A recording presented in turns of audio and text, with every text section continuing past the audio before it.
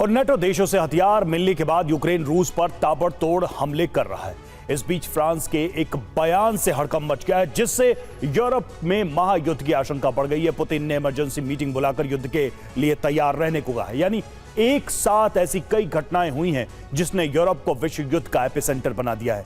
अब अगर रूस या फिर नेटो किसी भी तरफ से हमला हुआ तो यूरोप में एटमी जलजला आना तय है। यानी यूक्रेन से शुरू हुआ विध्वंस का दौर पूरे यूरोप को तबाह कर सकता है।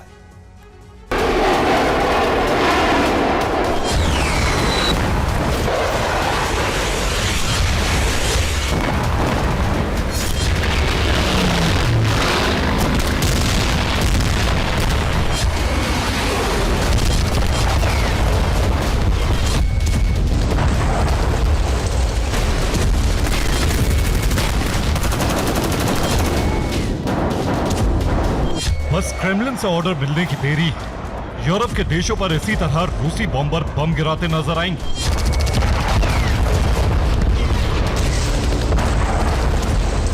बस पुतिन के ग्रीन सिग्नल का इंतजार है। हाइपरसोनिक मिसाइलें साइलों से निकलकर नाटो देशों में कहर बरपाने को तैयार है।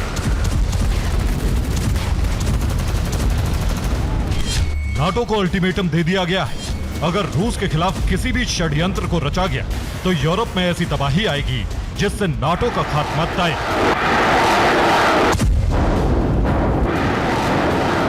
ना तो ये कोल्ड वॉर का दौर है और ना ही रूस इतना कमजोर है कि नेटो उसे खंड खंड कर दे। पुतिन ने रूस को पिछले 24 सालों में कुछ इस कदर तैयार किया है कि इस बार अगर नेटो से जंग होती है तो रूस उसे सबक सिखाकर ही दम लेगा।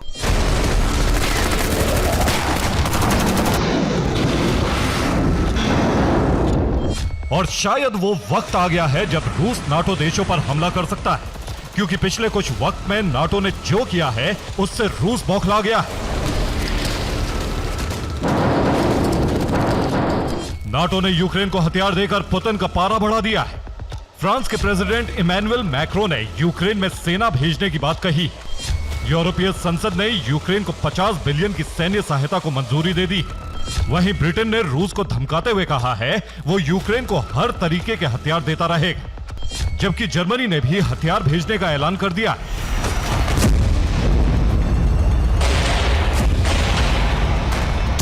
यानी हालात इतने तनावपूर्ण हो चुके हैं कि पुतिन ने अगर आपा खोया तो यूरोप में एटमी जलजला आने से कोई रोक नहीं सकता। रूस की तरफ से पूरी तैयारियां की जा रही हैं, जिससे हमले होने की स्थिति में पूरी तरह सुरक्षा की जा सके।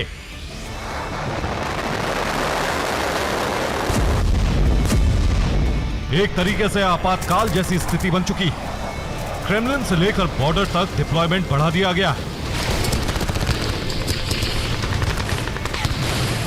ऐसी स्थिति पर रूसी सीनेटर कॉन्स्टेंटिन कोसाचेव ने इसे युद्ध की स्थिति बताया है, जिसमें मॉस्को का टकराव सीधे नेटो से हो सकता है। रूस का यह रुख फ्रांस के प्रेसिडेंट मैक्रो के उस बयान के बाद सामने आया है, जिस बयान में मैक्रो ने नेटो से यूक्रेन में सेना भेजने के लिए कहा था।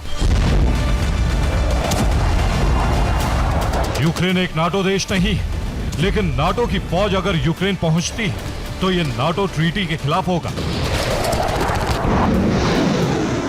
ऐसे में रूस इसे युद्ध करार देकर उन तमाम देशों पर हमला कर सकता है जो यूक्रेन की मदद कर रहे हैं। हालांकि माहौल की गंभीरता को देखते हुए नाटो चीफ ने कहा है, फिलहाल नाटो की सेना यूक्रेन की धरती पर भेजने का कोई विचार नहीं है। इस बारे में फ्रांस का दिया बयान नाटो से पूरी तरह अलग है। इस बारे में अमेरिका और ब्रिटेन ने भी खुद को अलग कर लिया है, जबकि हथियार देने के लिए सभी एकमत हैं।